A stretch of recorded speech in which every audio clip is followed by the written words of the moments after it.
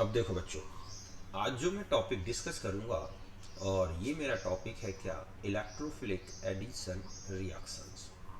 Okay, तो फिर start करते हैं और सबसे पहले हम इसको डिफाइन कर लें कि द केमिकल रिएक्शन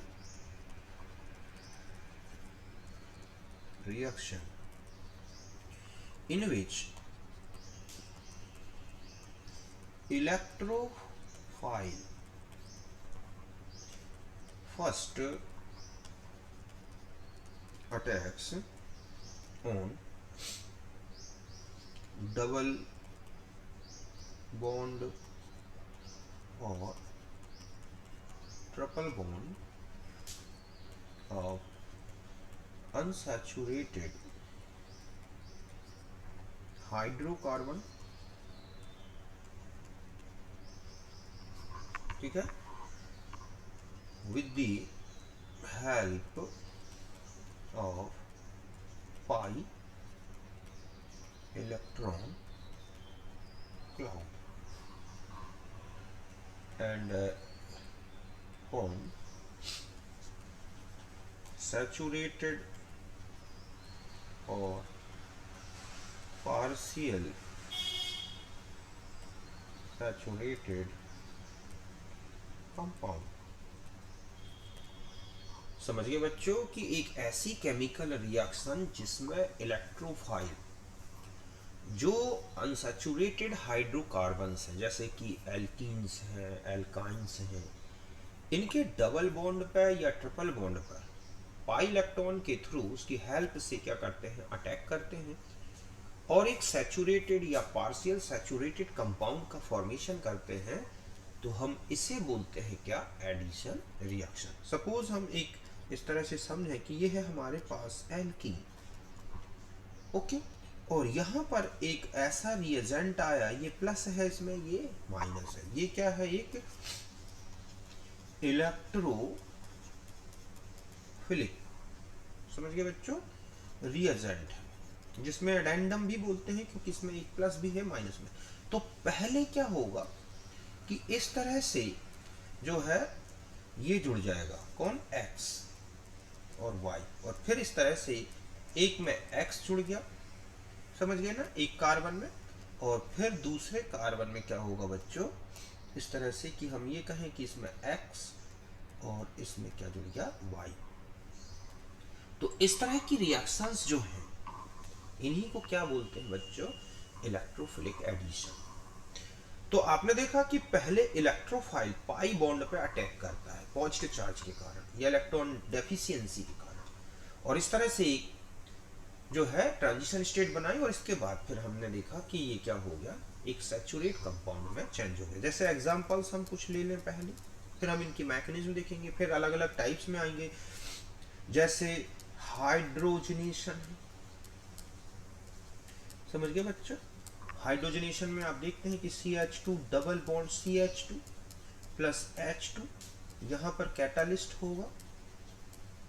मेनली आप देखते हैं कि निकिल, इसको लिया जाता है लगभग 200 डिग्री से लेके 300 डिग्री के बीच का टेम्परेचर, एल्केन और, तो इस तरह से ये हमारी कंडीशन होगी कि यहाँ पर अगर एल्कीन लेते हैं तो नॉर्मली 200 डिग्री में ही काम हो जाता है, एल्काइंस लेंगे तो 300 डिग्री का ही जरूरत होगी। तो इस तरह से ये बन गया CH3, तो ये एल्कीन था, ठीक है, ये क्या बन गया, एल्केन, जो कि कंप्लीट सैचुरेट है।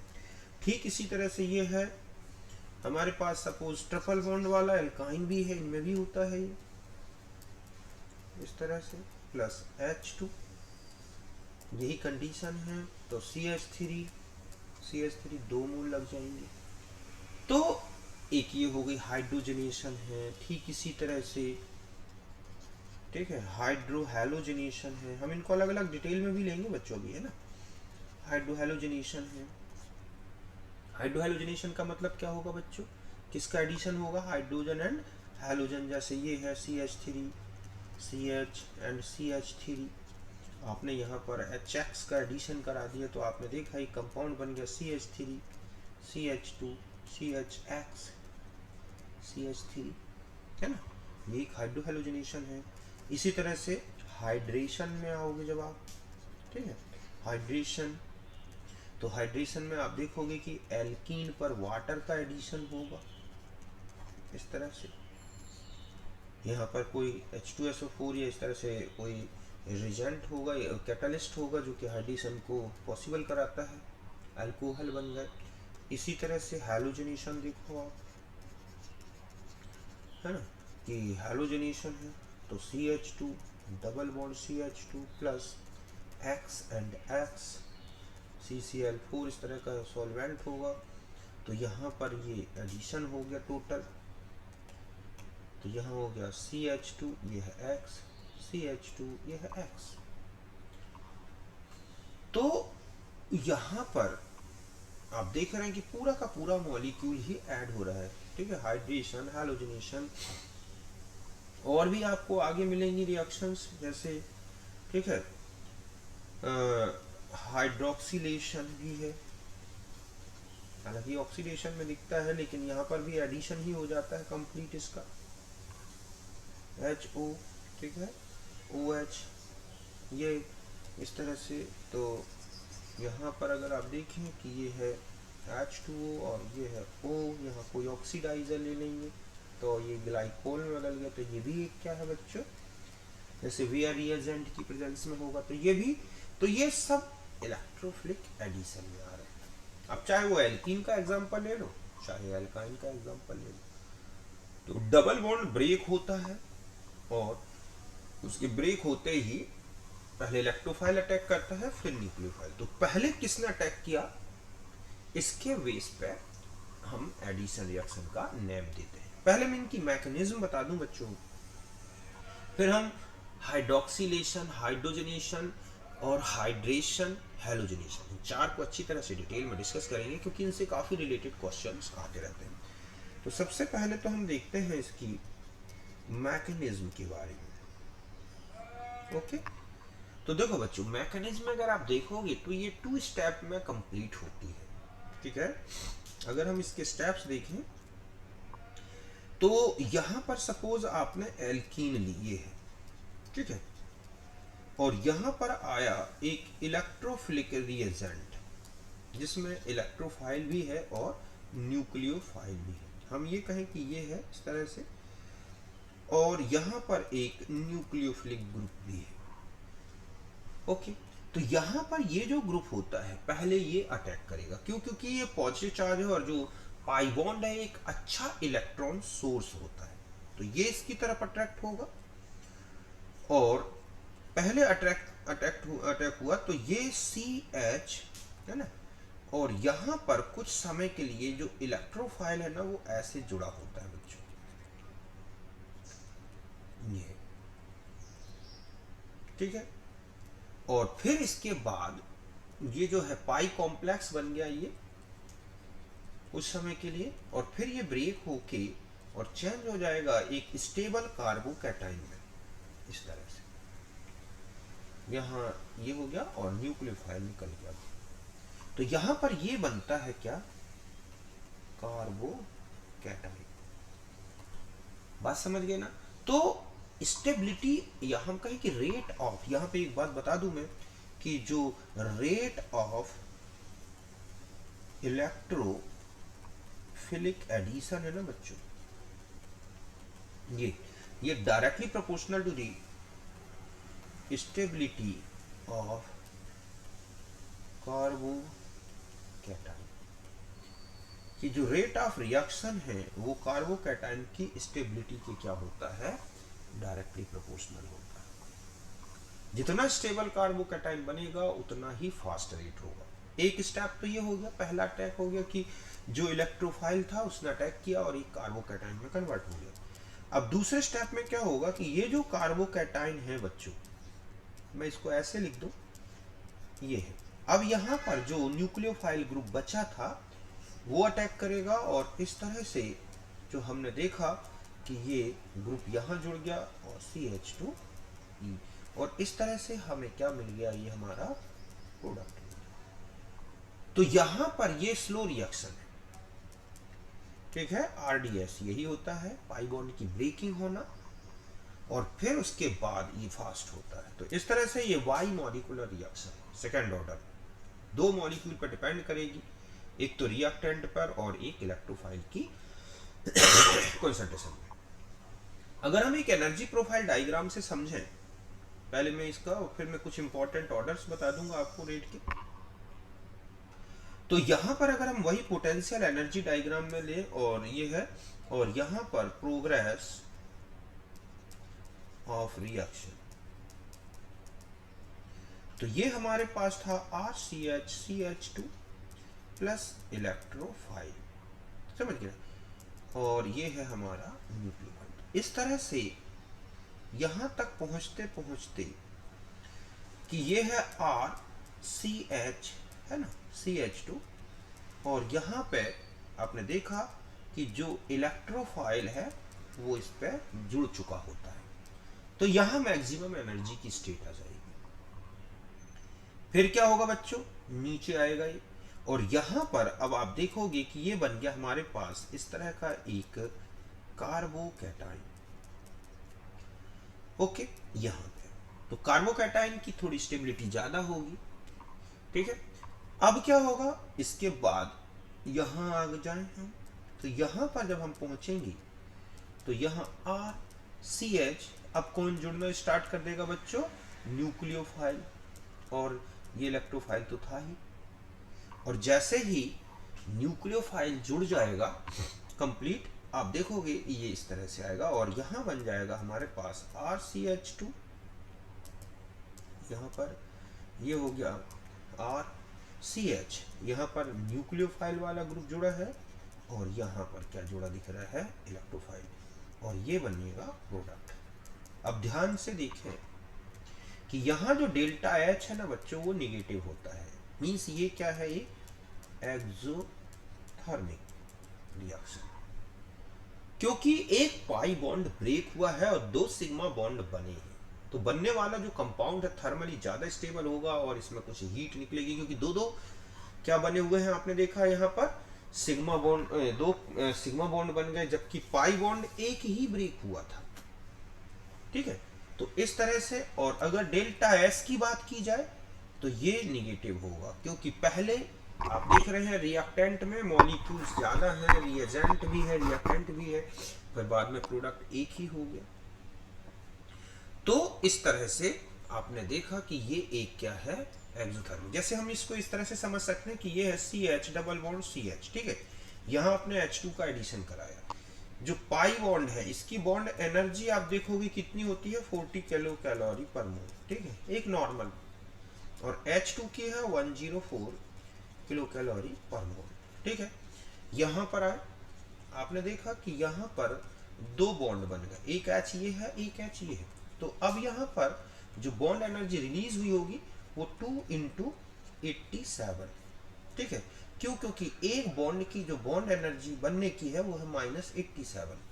तो यहां पर जब आप एनर्जी डिफरेंस निकालोगे तो डेल्टा H की पहले कितनी लगी टोटल और कितनी निकली, तो ये डिफरेंस आप देखोगे ये आ जाएगा लगभग 30 किलो कैलोरी का। इसका मतलब है कि ये क्या होगी बच्चों, एक्सोथर्मिक। मतलब आपको इन दोनों एनर्जीज को ऐड करके और उसमें से ये माइनस कर दो, मतलब जो डेल्टा HR है कि रिएक्टेंट की टोटल एनर्जी कितनी थी, तो आपने देखा 40 और प्लस 104 और यहां -2 × 87, ये है। तो इस तरह से आपको पता चलेगा कि कितनी एनर्जी रिलीज हो गई, ठीक है। तो यहां पर ये -30 किलो कैलोरी पर मोल। तो आप देख रहे हैं कि एडिशन एक क्या है बच्चों, एक्सोथर्मिक प्रोसेस है, और इसीलिए जो प्रोडक्ट बनता है वो थर्मली ज़्यादा स्टेबल होता है, क्योंकि एंट्रोपी नेगेटिव है लेकिन एंथैल्पी ज़्यादा नेगेटिव होती है, और इसलिए यहाँ पर ये एक प्रकार की स्पॉन्टेनियस रिएक्शंस चलती है। तो ये तो था इसका मैकेनिज्म से रिलेटेड। अब मैं रेट का कुछ बता दूं, रेट का बता रहा था। तो देखो, जैसे हम ये कहें कि ये है CH2, इससे ज़्यादा फास्ट रिएक्शन किस में होंगी बच्चों, CH डबल बॉन्ड CH2 में, ठीक है। इससे ज़्यादा फास्ट किस में होगी, CH double bond CH CH3 में। इससे ज्यादा फास्ट होगी whole twice C double bond CH2 में, क्योंकि इसमें टर्सरी कार्बोकैटाइन बनेगा, इसमें सेकेंडरी। और आगे चलते हैं, whole twice C double bond CH3, और इनसे ज्यादा जो है इसमें आ जाएगी। समझ गए ना कि इस तरह से इलेक्ट्रोफिलिक एडिशन का रेट होगा जहां कार्बोकैटाइन का फॉर्मेशन होता है। और भी जो भी है, अगर मान लो कॉन्जुगेशन की कंडीशन बनती है या कहीं पर जो है रेजोनेंस का इफेक्ट आता है जो कार्बोकैटाइन को स्टेबल बना सके, ध्यान रखें वहां पर इस जो है रेट हाई मिलेगा।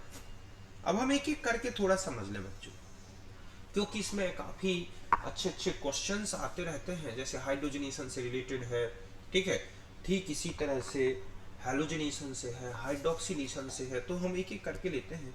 मैं पहला ले रहा हूं हाइड्रोजनेशन। समझ गए बच्चों, हाइड्रोजनेशन मीन्स ये होगा एडिशन ऑफ हाइड्रोजन। समझ गए बच्चों, किसका एडिशन है? हाइड्रोजन का। तो चाहे डबल बॉन्ड हो और चाहे सिंगल बॉन्ड हो, ठीक है। यहाँ पर जैसे निकल है लगभग 200 डिग्री सेंटीग्रेड, तो इस तरह से यहाँ H, यहाँ H, और इस तरह से ये क्या बनेगा? एल्केन। अगर हम ट्रिपल बॉन्ड वाला लेंगे तो 2H2, और इसमें भी निकल और लगभग 300 डिग्री सेंटीग्रेड, ठीक है। तो यहाँ पर एक H ऐसे और एक H, मतलब दो दो जुड़ गए H। समझ गए ना, ये भी क्या बन जाएगा? एल्केन, ठीक है। रेने निकल ले सकते हैं, इसमें जो वो होते हैं, क्या नाम है, कैटालिस्ट होते हैं, बहुत सारे हैं, जैसे कि पीडी भी लिया जा सकता है, ठीक है। पीडी का यूज होता है, पीटी का यूज होता है, ये रूम टेम्परेचर में ही यूज हो जाते हैं। ये अगर हमें किसका यूज करना है, ठीक इसी तरह से और भी फास्ट चलानी है, तो हम इस तरह से कैटालिस्ट का यूज कर सकते हैं। इसके अलावा इनमें जो है इसका भी यूज होता है, NH2 का भी यूज होता है। समझ गए ना, NaBH4 और PtCl2 इसका भी यूज होता है। एक होता है रेने निकल, ठीक है, निकल का इसका भी यूज होता है। तो ये सब अच्छे कैटालिस्ट होते हैं बच्चों। अब ये बता दूं कि जो हाइड्रोजनेशन है ना बच्चों, hydrogenation is syn addition, means both H जो एटम्स हैं HH ये है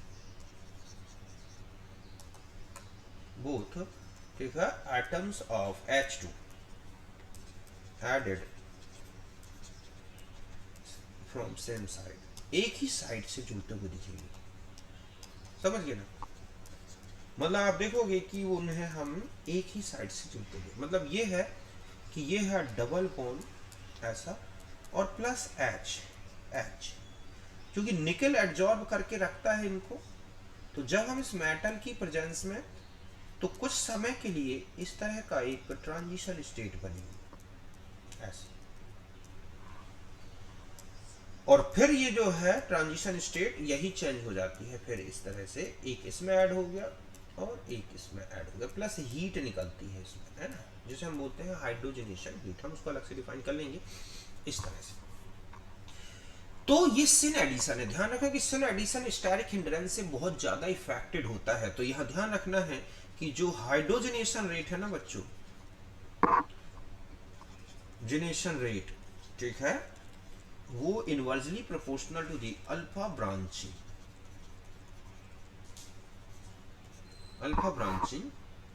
ठीक है, ऑन, ये हम ये कहें कि branching on doubly bonded carbon. Alpha branching हटा दो, यहाँ आप ऐसे लिख सकते हो, यहाँ लिखेंगे, ठीक है, कि branching on doubly bonded carbon. समझ गए बच्चों, अगर डबली बॉन्डेड कार्बन में ज्यादा ब्रांचिंग होती है तो स्टेरिक हिंड्रेंस आएगा। मतलब यहां पर सीधी सी बात है, स्टेरिक हिंड्रेंस, या फिर हम ऐसा भी कह सकते हैं स्टेबिलिटी ऑफ एल्कीन या एल्काइन, इस तरह से ज्यादा स्टेबल है तो रेट कम होगा। मीन्स अगर मैं ये कहूँ कि CH2 डबल बॉन्ड CH2 सबसे फास्ट होगा, तो CH, ठीक है, CH2, फिर आएगा CH3, CH, CH, CH3, फिर CH3 whole twice C double bond CH2, फिर CH3 का whole twice C double bond CH, CH3, और फिर CH3 का होल ट्वाइस C, CH3 का होल ट्वाइस।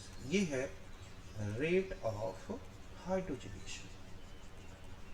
ऐसा क्यों है बच्चों? देखो, क्योंकि आप तो एक तो एल्कीन की स्टेबिलिटी बढ़ रही है, दूसरा अल्फा जो डबली बॉन्डेड कार्बन है उनमें ब्रांचिंग बढ़ रही है, तो हाइड्रोजन को ऐड होने में, एक ट्रांजिशन स्टेट बनाने में जो है बहुत ज्यादा दिक्कत आएगी। एक और चीज बता दूं, H hydro, heat of hydrogenation, इस पे भी क्वेश्चन आते रहते हैं। आपको कोई भी एल्कीन दे दी जाएगी, पूछा जाएगा 2-3 एल्कीन में, तो आप एक यहां पर हीट ऑफ हाइड्रोजनेशन, ठीक है, HOH, तो यहां पर देखोगे कि ये directly proportional to the rate of hydrogenation, ठीक है, कि जितना ज्यादा रेट ऑफ हाइड्रोजनेशन उतनी ज्यादा हीट, या हम ये कह सकते हैं कि स्टेबिलिटी ऑफ एल्कीन, अगर एल्कीन ज्यादा स्टेबल है तो HOH कम हो जाएगी, हाइड्रोजनेशन एंथैल्पी ऑटोमेटिक है कि क्या आएगी बच्चों, कम आएगी, इस तरह से। तो हाइड्रोजनेशन एंथैल्पी पाई बॉन्ड ना, ठीक है। और अगर मान लो देखा जाए कि HOH directly proportional to the number of pi bonds, जितने ज्यादा पाई बॉन्ड होंगे उतनी ही ज्यादा ही आएगी, ठीक है।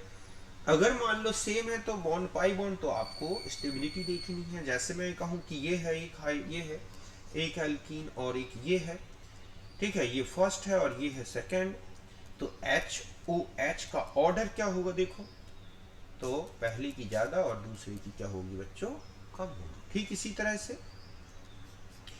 ये है एक, ठीक, एक ये है और एक ये है, तो 1, 2 और 3। अगर HOH का ऑर्डर पूछ ले तो सबसे ज्यादा थर्ड में, क्योंकि ये उतनी स्टेबल नहीं है जितनी सेसोट्रांस में, फिर फर्स्ट में आएगी, और फिर किस में सबसे कम आएगी बच्चों, सेकंड में, ठीक है। जैसे यहां पर मैं कहूं कि ये है एक CH3, ये है CH3, ये है CH3, ठीक है। फिर हम इसको एक ऐसे उसमें चेंज कर दें कि ये है CH2, ये है CH3, ये है CH3, ठीक है। अगर मैं यहां पर इस तरह से ले लूं, एक ऐसी कंडीशन लगा दे हम, फिर एक और इसी तरह से ले लें कि यहां CH2 लगा दे, यहां CH2 लगा दे, और यहां पर क्या ले लें, CH3, और एक और ऐसे बना दें double bond CH2, double bond CH2, double bond CH2। ये पहला हो गया, ठीक है, ये हो गया दूसरा, ये है तीसरा, और ये है चौथा। अब आपसे कहा जाए कि सबसे ज्यादा हाइड्रोजनेशन एंथैल्पी कहां पर होगी, ओके। तो सबसे ज्यादा स्टेबिलिटी, तो अगर आप HOH का ऑर्डर देखोगे तो देखो सबसे ज्यादा स्टेबल फर्स्ट है, उससे थोड़ा कम स्टेबल सेकंड है, उससे और कम स्टेबल था, और सबसे कम, तो सबसे ज्यादा होगी किसकी, 4, फिर आ जाएगी थर्ड, फिर आएगा सेकंड, फिर आएगा फर्स्ट। ये होगा इनकी HOH, क्योंकि इनकी स्टेबिलिटी का ऑर्डर इसका उल्टा है। तो आपको कैसी भी एल्कीन दे दी जाए, ठीक है, आपको हाइड्रोजनेशन एंथैल्पी निकालनी है, तो आप उसकी स्टेबिलिटी देखो, कौन ज्यादा स्टेबल है, कौन कम स्टेबल है, ठीक है, और इस बेस पर आपको उनकी हाइड्रोजनेशन का रेट पूछ ले, या कहें कि हम इस तरह से, जैसे ये है, तो अगर ये फर्स्ट है, ये है सेकंड और ये है थर्ड, अगर आप इनमें देखें कि स्टेबिलिटी का ऑर्डर क्या है, तो आप इसमें देखोगे कि इनमें हाइपर कॉन्जुगेटेड हाइड्रोजन काउंट कर लो, इसमें आप देखोगे 3, 6 और 4, 10, इसमें 3, ठीक है, 6 और 2, 8 हो रहे हैं इसमें, और इसी तरह से। तो सबसे ज्यादा स्टेबल ये है, तो ये स्टेबिलिटी का ऑर्डर है, ठीक है, स्टेबिलिटी ऑफ एल्कीन्स। तो एच का ऑर्डर क्या होगा बच्चों, थर्ड, फिर सेकंड और फिर क्या हो जाएगा फर्स्ट, ये है।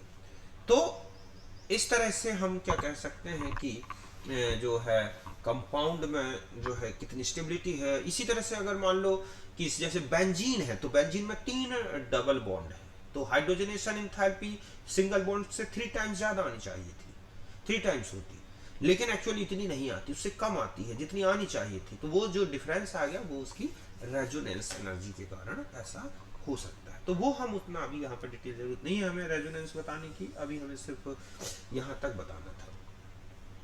तो इस तरह से आपने देखा हाइड्रोजनेशन इंथैल्पी, हाइड्रोजनेशन, इसी तरह से एल्कीन की स्टेबिलिटी, ऑर्डर ऑफ हाइड्रोजनेशन, ठीक है, ये दिखना है, सिन एडिशन, ये आप अच्छी तरह से समझ गए होंगे।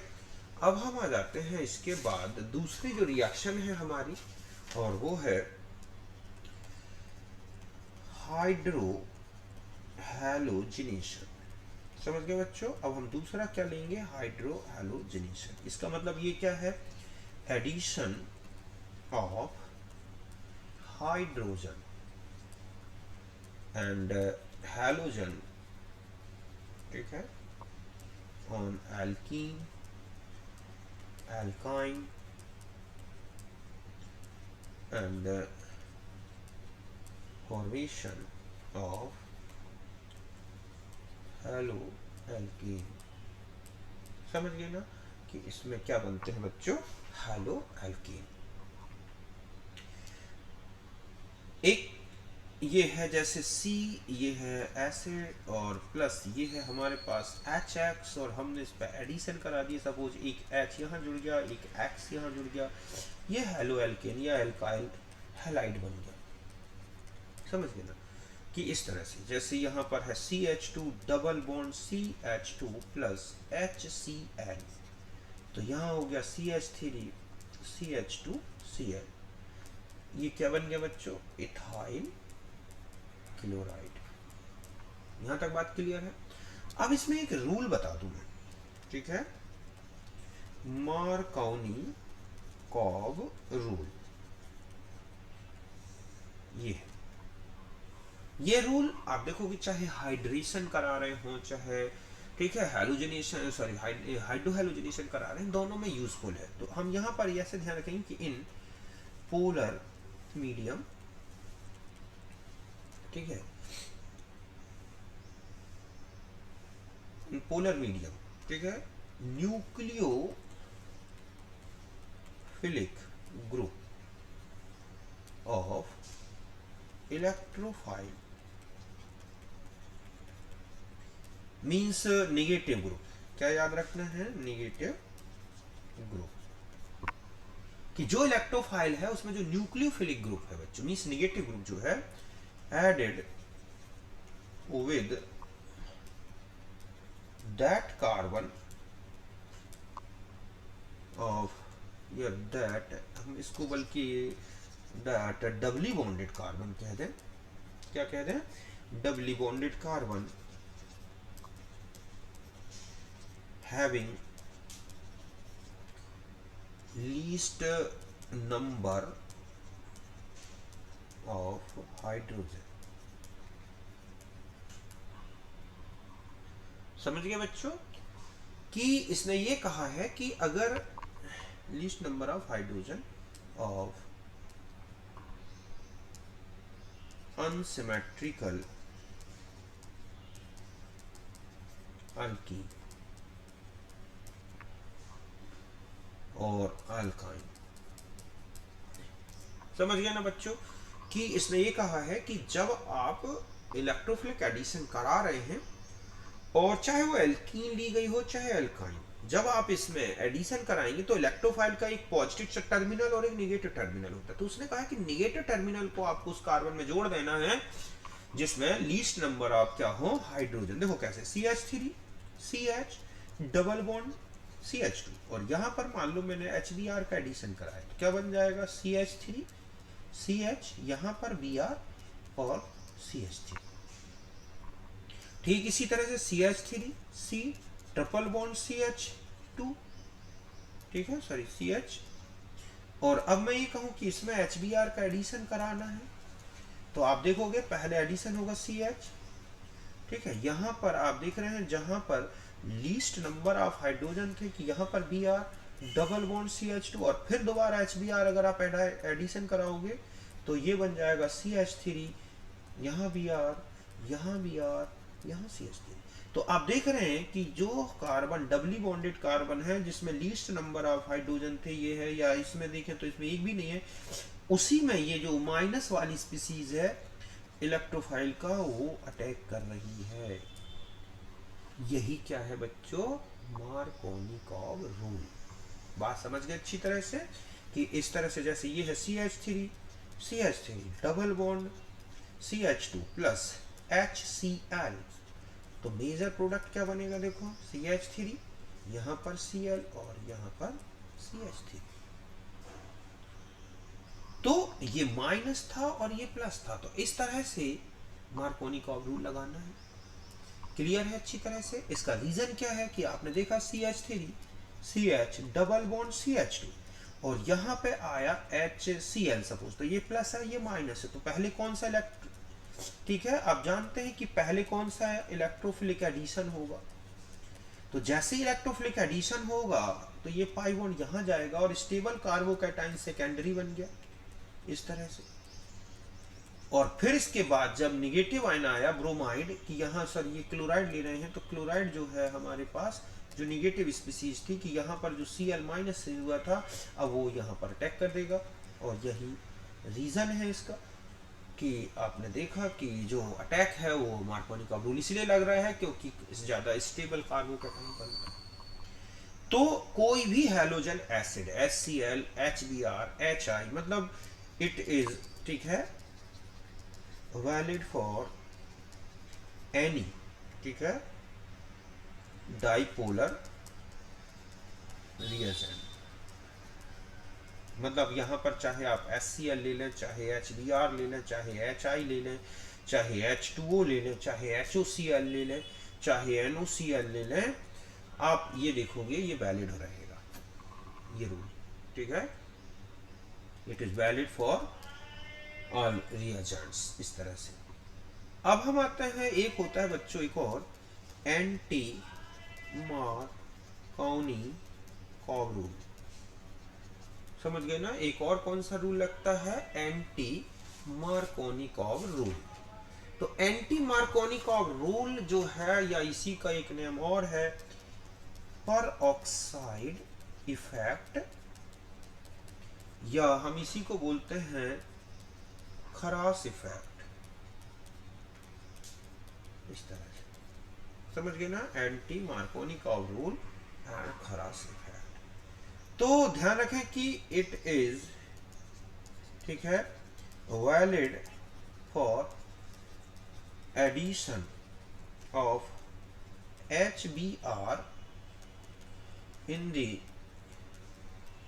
presence of peroxide,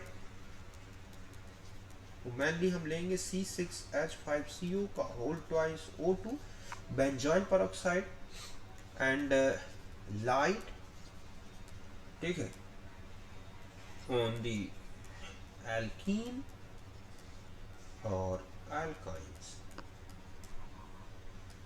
अब ये ध्यान रखें कि ये अगर यही कंडीशन HBr की जगह कोई दूसरा रिएजेंट लें और ये सारी कंडीशन अप्लाई करें तो ये वैलिड नहीं है, केवल इसके लिए है जैसे CH3 CH double bond CH2 plus HBr, यहां लिखा है पेरोक्साइड, समझ गए बच्चों, लाइट लिखी है या हीट कर दिया गया है, तो एडिशन में ये जो ग्रुप है H को आप यहाँ ऐड कर दोगे, Br को यहाँ, और ये बन जाएगा CH3 CH2 Br। अब ऐसा क्यों हुआ बच्चों कि ये पेरोक्साइड, ठीक है, जबकि अगर हम यहाँ पर यही HCl ले लें और यहाँ लिखा है पेरोक्साइड, ठीक है, लाइट लिखी है, तो आपको एडिशन का जो मेजर प्रोडक्ट है वो यही बनाना है, इसमें ये मेजर होगा जबकि इसमें ये मेजर है, मतलब ये HCl में नहीं यूज होगा, HI में नहीं यूज होगा, केवल इसमें। ऐसा इसलिए होता है क्योंकि बच्चों कि C6H5CO C6H5। तो आपने जैसे ही लाइट दी तो ये टूट गया, यहां से ब्रेक होगा, C6H5 COO रेडिकल, ऐसे 2 मोल बन जाएंगे और फिर ये HBr से रिएक्शन करेगा और ये बन जाएगा एक ब्रोमाइड फ्री रेडिकल। इससे क्या बन जाएगा देखो, C6H5 COOH और plus Br bromide free radical. अब ये जो मैं बता दूं कि मेनली जो अदर के साथ, एक तो HCl बहुत ज्यादा आयनिक है इसलिए वो फ्री रेडिकल इतनी इजी नहीं बनाता, और आयोडाइड आयन बहुत ज्यादा लेजी है इसलिए उसका ब्रोमाइड आयन इतनी देर अटैक नहीं कर पाता कि एल्कीन पे पहुंच जाए, तो इसलिए उनके साथ नहीं है ये रिएक्शन वैलिड। तो अब यहाँ पर ये इस तरह से CH2 और प्लस ये क्या आ गया बच्चों, Br। अब ये क्या होगा कि CH3 CH, एक तो ये ऐसा रेडिकल बना सकता है तो ये मोर स्टेबल होगा, ठीक है, और एक रेडिकल क्या बन सकता है कि यहां पर Br ऐड हो जाए और ये वाला रेडिकल लेस स्टेबल होगा। तो ये जो लेस स्टेबल, इसका मतलब है कि अब जब HBr आएगा तो आपको दिखेगा प्रोडक्ट ये वाला CH2Br, और यही क्या बन जाएगा, मेजर। जबकि इसमें HBr अटैक करेगा तो CH3 CH CH3, तो ये लेस अमाउंट में बनेगा। तो ये फ्री रेडिकल की स्टेबिलिटी के कारण ऐसा हुआ है, समझ गए ना। अब आता है कि HCl में ऐसा क्यों नहीं हुआ, तो HCl एक तो फ्री रेडिकल इतना आयनिक नेचर बहुत ज्यादा है इसलिए फ्री रेडिकल नहीं बनाता। आयोडाइड फ्री रेडिकल बनाएगा लेकिन जब तक वो एल्कीन पर अटैक करे उससे पहले ही वो दूसरे के साथ अटैक होके और फिर से HI बना लेगा, तो इसलिए केवल ये हमें इसमें ध्यान रखना है। तो ये है कौन सा रूल, 1। तो इसका मतलब है कि अगर मैं ये कहूं कि CH3 डबल बॉन्ड CH2, ठीक है, यहां पर लिखा है HBr ओनली और यहां लिखा है HBr परऑक्साइड, ठीक है, तब आपको यहां पे क्या करना है, CH3 यहां Br CH3, मार्कोनिकॉव रूल लगाना है। लेकिन यहां पर जब आप अटैक कराओगे तो ऐसा करा दोगे, और सपोज यहीं पे लिखा है HCl और परऑक्साइड और आपसे पूछा जाए प्रोडक्ट क्या होगा, तो आप ध्यान रखें एंटी मार्कोनिकॉव रूल नहीं लगाओगे। कौन सा रूल लगाओगे, मार्कोनिकॉव। तो इस तरह से हमारे ये मार्कोनिकॉव रूल और एंटी मार्कोनिकॉव रूल को अच्छी तरह से ध्यान रखना है। यहां तक आप क्लियर है, बिल्कुल ओके। ये है हाइड्रो हैलोजिनेशन। अब हम आ जाते हैं हैलोजिनेशन के बारे में बच्चों, किसमें आ जाते हैं, एक हैलोजिनेशन, ठीक है, कि हैलोजिनेशन क्या है और इसका कहाँ यूज होता है इसका। तो हैलोजिनेशन मतलब हो जाएगा, ये है एडिशन ऑफ हैलोजन, ठीक है, इन द प्रेजेंस ऑफ CCl4, ठीक है, सॉल्वेंट की तरह वर्क करता है। It is used for test of unsaturation, ठीक है, test of unsaturation because solution of Br2 CCl4 is, ठीक है, वायलेट इन कलर। समझ गए बच्चों कि जो है इसका जो सॉल्यूशन होता है किसका, Br और CCl4 का, वो एक कैसा होता है, वायलेट कलर का, या एक कहें कि वायलेट हो सकता है या फिर है ब्राउन भी कलर हो सकता है, इस तरह से, ठीक है, गहरा सा ब्राउन कलर या फिर ज्यादा गहरा हो जाएगा तो वायलेट कलर दिखता है, तो इस तरह से, एंड बिकम्स कलरलेस आफ्टर, ये जो है जैसे ही आप उसमें एडिशन कराओगे, मतलब colourless becomes colourless after, 2 minute बच्चों, ये ठीक है, कलरलेस आफ्टर एडिशन, समझ गए ना, कि जैसे ही एडिशन होगा वो कलरलेस हो जाता है। तो देखो ऐसे समझे हम कि ये है डबल बॉन्ड और यहां पर आप Cl2 ले रहे हैं CCl4, तो इस तरह से Cl, इस तरह से Cl, ठीक है। ठीक इसी तरह से C डबल बॉन्ड C और प्लस यहाँ क्या है बच्चों Br2 और ये लिया है CCl4, तो यहाँ पर ये एक ब्राउन कलर है और जैसे ही इसमें एडिशन हुआ Br का इस तरह से, तो ये क्या हो जाएगा कलरलेस। तो इस तरह से अगर सॉल्यूशन कलरलेस हो रहा है CCl4 और Br2 का, तो इसका मतलब है कि उस कंपाउंड में या तो डबल बॉन्ड है या ट्रिपल बॉन्ड, क्योंकि ये रिएक्शन ट्रिपल बॉन्ड के साथ भी होती है, बिल्कुल सेम, बस उसमें 2 मोल Br2 ऐड हो जाएगा। तो इस तरह से ये एडिशन होता है।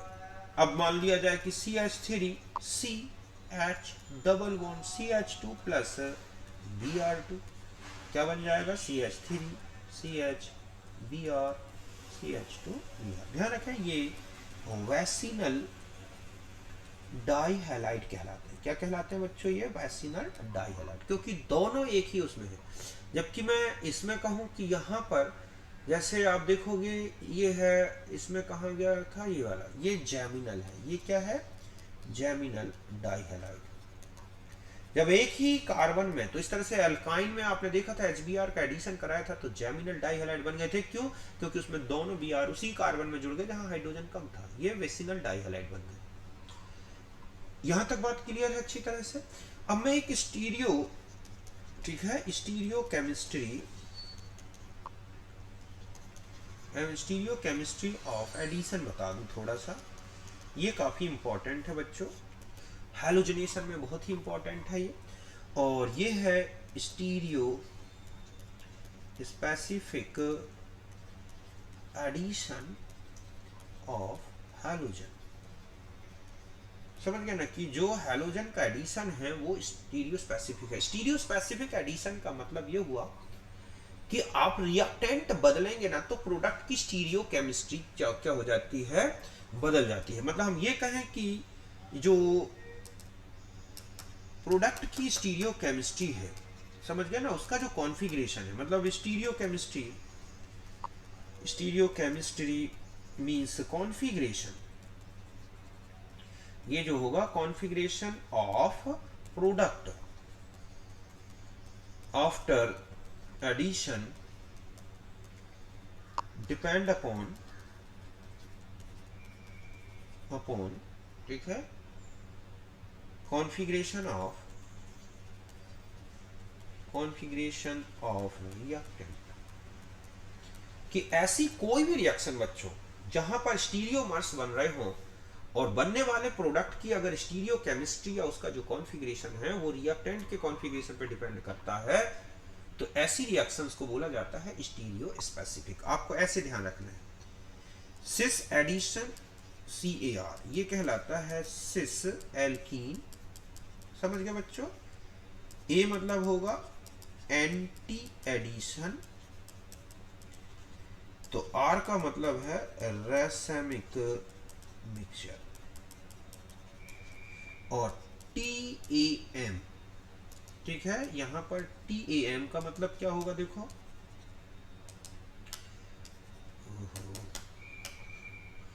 TAM मतलब यहां पर है T मतलब हो जाएगा ट्रांस एल्कीन।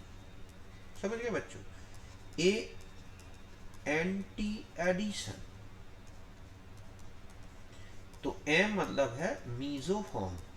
क्या बनेगा? मीजोफॉर्म। एक चीज तो ये याद रखनी है। अब बता दूं एंटी एडिशन किसका होता है, थोड़ा सा ये पहले ध्यान रखना है, ठीक है। एंटी एडिशन गिवन बाय, ठीक है, एक तो हैलोजेंस होते हैं, कि जब भी हैलोजन का एडिशन होगा तो वो कैसा होगा बच्चों, एंटी एडिशन। हैलोजन हो गए, ठीक है, HOX हो गए, NOX हो गए, और देखो इसके अलावा RCO3H, इसका भी एंटी एडिशन होता है, ठीक है। और इसके अलावा C6H5COO3 पर ऑक्सी एसिड्स कहलाते हैं बच्चों। AG और O2 का एंटी एडिशन होगा। ये है जो एंटी एडिशन शो करते हैं। मतलब सिस और ट्रांस एल्कीन पर अगर इनमें से किसी भी जो है रिएक्टेंट का या रिएजेंट का एडिशन हो रहा है तो वहां पर आपको ध्यान रखना है कौन सा एडिशन करा देना है, एंटी एडिशन। समझ गए ना? और उसी के हिसाब से फिर प्रोडक्ट बनाना है। और दूसरा एक और बता दूं, सिन एडिशन। ठीक है, सिन एडिशन। सिन एडिशन किनका होगा? तो जैसे है KMnO4 और OH, मतलब ये है वेयर रिएजेंट, अगर ये दे रखा है आपको तो इसका एडिशन होता है। इसके अलावा ऑस्मियम टेट्रोक्साइड B2H6, समझ गए ना? इसके अलावा हाइड्रोजन, ठीक है, इनका भी क्या होगा आप देखोगे, सिन एडिशन होगा। तो इनका आपको सिन एडिशन ध्यान रखना है। ठीक है, कि ये जब भी ऐड होंगे एक ही पक्ष से, एक ही फेज से ऐड होते हैं। अब इनमें कैसे ज्योमेट्री याद रखना है, उससे स्टीरियो केमिस्ट्री कि CSNTSR,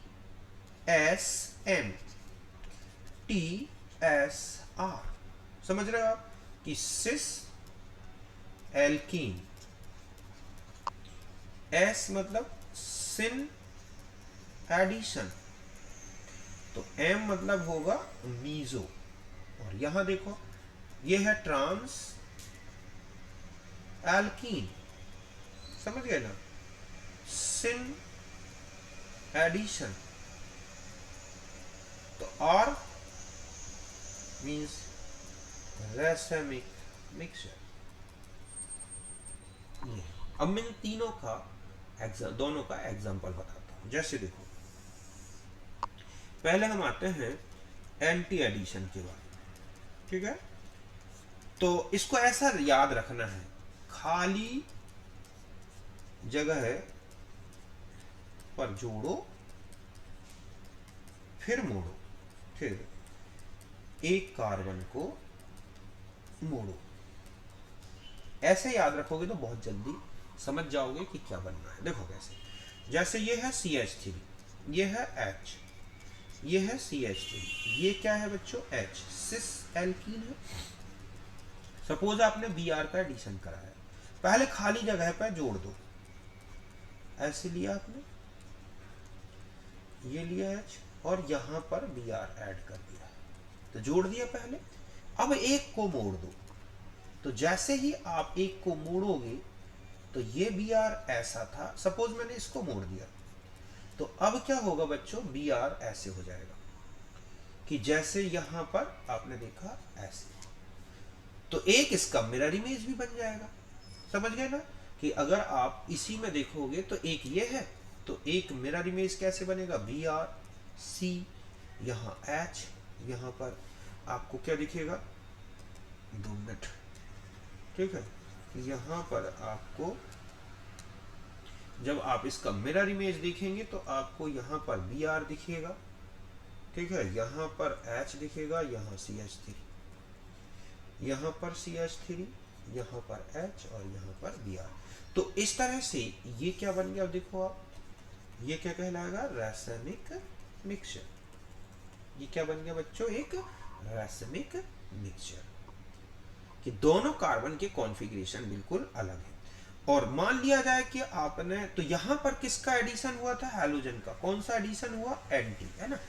ठीक इसी तरह से सपोज आपने ले लिया CH3H, double bond H and ये है CH3, तो पहले Br जोड़ दो आप। जैसे Br जोड़ोगे, मैं इसको ऐसे कर दूं कि ये इधर आ गया, ये H यहाँ है, ये Br इधर आ गया, यहाँ H ले लो, यहाँ Br और यहाँ CH3, और फिर एक बार मोड़ दो किसी एक ग्रुप को। तो जैसे ही आप मोड़ोगे, तो सपोज ऊपर वाले को आपने मोड़ दिया कि इसको घुमा दिया ऐसे, ठीक है, तो ये इस तरह से हो जाएगा BrH। तो ये क्या बन गया बच्चों, मीजोफॉर्म। तो ये Br2 का एंटी एडिशन कराया, ये ट्रांसफॉर्म लिया था, तो देख रहे हैं आपने कि ट्रांस एंटी तो मीजोटैम और वो बाहर। अब देखो, अगर मान लो आप एल्कीन सिस लेते हैं और यहां पर आप KMnO4 लिखा है, ये क्या लिखा है, KMnO4 और KOH 273 केल्विन। यहां देखोगे आप H2O एंड O का एडिशन होगा, कि ये जैसे ही आप इनमें KMnO4 और या मैं इसको यहां पर ऐसे ले लूं कि जैसे ही आप इसमें क्या करोगे कि ये लिया आपने KMnO4, ठीक है, और KOH 1% होता है, वेयर रिएजेंट है 273 केल्विन पे, तो यहां पर आपको एक नेसेंट ऑक्सीजन मिलेगी इन दोनों की रिएक्शन से, ठीक है, क्योंकि वो बनेगा K2MnO4 इस तरह से। और फिर ये आपने ले लिया H double bond CH3H plus H2O और प्लस O। ध्यान रखें इसमें केवल जोड़ना है, मोड़ना नहीं है। तो क्या होगा, CH3 ये है H, CH3 ये है H, यहाँ OH और यहाँ OH, तो ये क्या बन जाएगा बच्चों, मीजो। इसका मिरर इमेज रिजॉल्वेबल नहीं होगा, इसलिए एक ही लिखा जाएगा प्रोडक्ट इसमें। तो ये कौन सा एडिशन हुआ, सिन। ये क्या लिया, सिस, तो सिस सिन तो मीजो। और अगर आपने ट्रांस ले लिया ये इस तरह से, तो केवल आपको इनका एडिशन करा देना है, घुमाना नहीं है। तो आप देखोगे कि वो ऐसे दिखेगा आपको, ऐसे, ठीक है। ये इसका मिरर इमेज बन जाएगा, तो ये क्या बनेगा, रासायनिक मिक्सचर। तो ये है, तो देख रहे हैं आप कि जो प्रोडक्ट बन रहा है उसकी स्टीरियो केमिस्ट्री, उसका कॉन्फ़िगरेशन रिएक्टेंट पे सिस से अलग प्रोडक्ट बन रहा है, ट्रांस से अलग प्रोडक्ट बन रहा है, इसीलिए हम इन रिएक्शंस को बोलेंगे स्टीरियो स्पेसिफिक रिएक्शंस। तो यहां तक आप अच्छी तरह समझ गए होंगे कि इस तरह से एडिशन होता है। एक और बता देता हूं, ठीक है, लास्ट, और वो है हाइड्रेशन, फिर हम आगे कल देखेंगे। हाइड्रेशन, हाइड्रेशन किसका बच्चों, ठीक है, ये होगा एडिशन ऑफ वाटर, ठीक है, ये, और इसमें फॉर्मेशन होगा, ठीक है, अल्कोहल्स फॉर्मेशन। किसका फॉर्मेशन होगा, अल्कोहल का। तो तीन अलग अलग है। पहला है कैटालाइटिक हाइड्रेशन, ठीक है, कौन सा हाइड्रेशन, कैटालिटिक हाइड्रोजन, मतलब है कि एडिशन यहां पर होगा, एडिशन ऑफ H2O, ठीक है, एंड H2SO4 ये होगा, और जो एडिशन होगा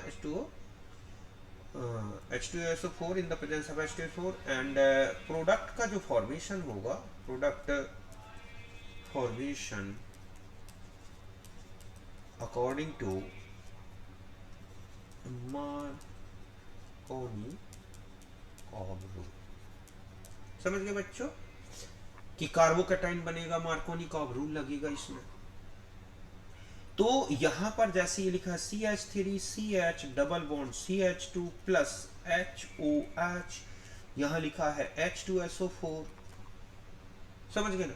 तो आपको क्या करा बना देना है, CH3 CHOH एंड CH3, ठीक है। इसमें कार्बोकैटाइन से फॉर्मेशन से चलती है, इसलिए रीअरेंजमेंट पॉसिबल है। तो इसमें क्या हो सकता है, rearrangement possible due to formation of carbocation. वो सारी रिएक्शन ध्यान रखें, इलेक्ट्रोफिलिक एडिशन में कार्बोकैटाइन बनता है, और जहां कार्बोकैटाइन बनेगा वो सारा पॉसिबल है। कार्बोकैटाइन में रीअरेंजमेंट, रिंग में एक्सपांशन, जैसे मैं ये कहूँ कि ये है CH2 और यहाँ पर आपने H2O का एडिशन कराया H2SO4 की प्रेजेंस में, ठीक है, तो आप देखोगे आपके पास जो प्रोडक्ट बनेगा वो ऐसा दिखाई देगा। ऐसा कैसे हो गया बच्चों, कि जैसे ही H+ ऐड हुआ होगा, यहाँ पर इस तरह से एक सेकेंडरी कार्बोकैटाइन बना होगा, फिर यहाँ से ये इधर चला जाएगा और ये बन जाएगा CH3 positive charge, CH2 CH3, और इसके बाद जब H2 अटैक करेगा तो ये बन जाएगा। तो ये 2 डिग्री कार्बोकैटाइन था, ठीक है, और ये क्या है बच्चों, 3 डिग्री कार्बोकैटाइन, इसीलिए मोर स्टेबल था ये, और मोर स्टेबल होने के कारण इससे प्रोडक्ट की परसेंटेज बढ़ जाती है। ठीक इसी तरह से मान लो कोई रिएक्शन ऐसी है जिसमें रिंग एक्सपांशन हो सकता है और आपने इसमें हाइड्रेशन करा दिया, या कोई भी इलेक्ट्रोफिलिक एडिशन अगर आप कराते हैं बच्चों, तो ध्यान रखें अगर उसमें पॉसिबल है कि रिंग एक्सपांशन हो सकता है, कि H2SO4 की प्रेजेंस में, तो तुरंत ये रिंग फैल जाएगी और आप देखोगे OH ऐसा जुड़ा दिखेगा, जो कि मैकेनिज्म में ऑलरेडी आपको बता चुका हूँ रिंग एक्सपांशन की। एक दूसरा होता है HBO रिएक्शन। समझ गए बच्चों, HBO रिएक्शन। तो ये क्या होता है कि जो इसमें एडिशन होगा, एडिशन ऑफ वाटर, ठीक है, according to anti Markovnikov rule, ठीक है, बाय B2H6 H2O2 NaOH, इनकी प्रेजेंस में जो एडिशन होगा, मीन्स अगर आप ये ले रहे हैं CH3 और यहां बता दो नो रीअरेंजमेंट पॉसिबल, इसमें किसी प्रकार का रीअरेंजमेंट पॉसिबल नहीं होगा। जैसे ये है CH3 CH2 प्लस यहाँ H2O, यहाँ B2H6, ठीक है, तो आप देखोगे CH3 CH2 CH2OH।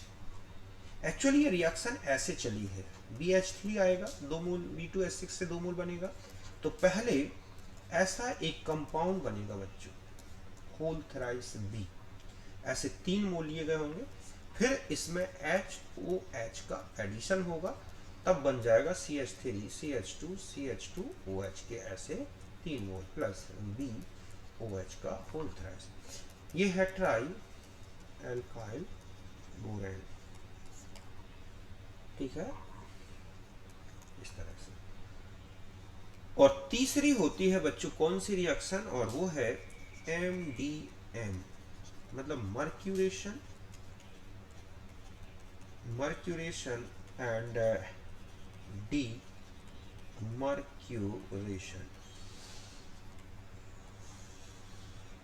ठीक है। जो एडिशन होगा, एडिशन ऑफ वाटर, समझ गए बच्चों, इसमें जो वाटर का एडिशन होगा वो किसके अनुसार होगा, according to Markovnikov rule, but no rearrangement, कोई रीअरेंजमेंट नहीं होगा। मतलब हम ये कहें कि CH3 CH double bond CH2, अब यहां पर क्या लिखा होता है, CH3 COO whole twice Hg, ठीक है, NaBH4 और NaOH, इस तरह। कई बार ऐसा लिखा होगा AC2O, ठीक है, sorry ACO whole twice Hg, तो वही है एसिटाइल के साथ। तो आप देखोगे इसमें जब वाटर का एडिशन होगा प्लस H2O, तो आप मार्कोनिकॉव रूल ही लगाओगे, लेकिन रीअरेंजमेंट नहीं कराना, ठीक है, इस तरह से कि इसमें इस तरह का कोई रीअरेंजमेंट पॉसिबल नहीं होगा, इस तरह का बनेगा। मतलब अगर मैं ये कहूं कि ये लिखा है CH3 CH3H CH CH2 और यहाँ पर 3 रिएक्शन दे दी गई, यहाँ लिखा है H2 और H2SO4, यहाँ लिखा है MDM और यहाँ लिखा है HBO। तो यहाँ पर तो आप रीअरेंजमेंट करके पॉसिबल करा दोगे प्रोडक्ट, जो मैक्सिमम क्वांटिटी में मेजर।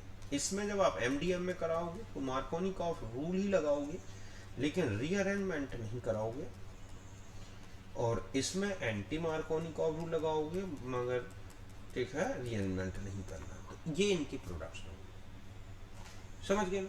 तो इस तरह से हाइड्रेशन, तो ये भी एक क्या है बच्चों, इलेक्ट्रोफिलिक एडिशन रिएक्शन। तो आप यहां तक अच्छी तरह से समझ गए होंगे। तो ये सब किसके अंतर्गत आती हैं, जो हमने पढ़ी रिएक्शंस, तो ये सब थी हमारी क्या, इलेक्ट्रोफिलिक एडिशन। और एक दो सिंपल सी बता दूं, जैसे मान लो आपको ये लिखा है CH3 CH2 और HOCl का एडिशन दिखाना है, तो ये माइनस ये प्लस, तो क्या बनेगा मेजर प्रोडक्ट CH, यहाँ आ जाएगा OH CH2 Cl, ठीक है, CH3 CH double bond CH2 plus NOCl।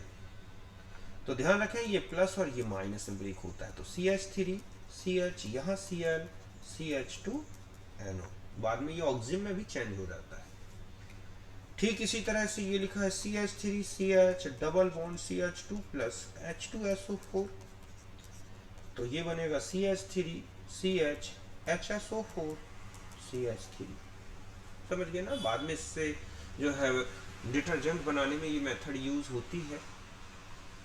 ठीक इसी तरह से लिखा है CH3CH double bond CH2 plus HOBr, क्या बनेगा प्रोडक्ट देखो, CH3CH यहाँ OH CH2Br, यहाँ कई बार ऐसा लिखा होगा H2OBr2, ठीक है, यहाँ लिखा होगा H2 और Cl2 इस तरह से। तो हैलोजन एसिड ठीक इसी तरह से मान लो लिखा है CH3CH double bond CH2 plus ICl, ये माइनस ये प्लस, तो क्या बन जाएगा CH3CHCl CH2I इस तरह से। तो ये सारी रिएक्शन जो है आपको मार्कोनी कॉव रूल से ही पूरी करनी है। तो ये सब किसके अंतर्गत आती है बच्चों, इलेक्ट्रोफिलिक एडिशन। तो ये मैंने आपको कुछ इंपॉर्टेंट इलेक्ट्रोफिलिक एडिशन और उनसे जो क्वेश्चंस बनते हैं खासतौर पर नीट लेवल पे अच्छे से समझा दिए, आप उनको अच्छे से पढ़ लो, मैं समझता हूँ आपको कोई दिक्कत नहीं होगी, ठीक है। ओके, तो फिर मिलते हैं नेक्स्ट में।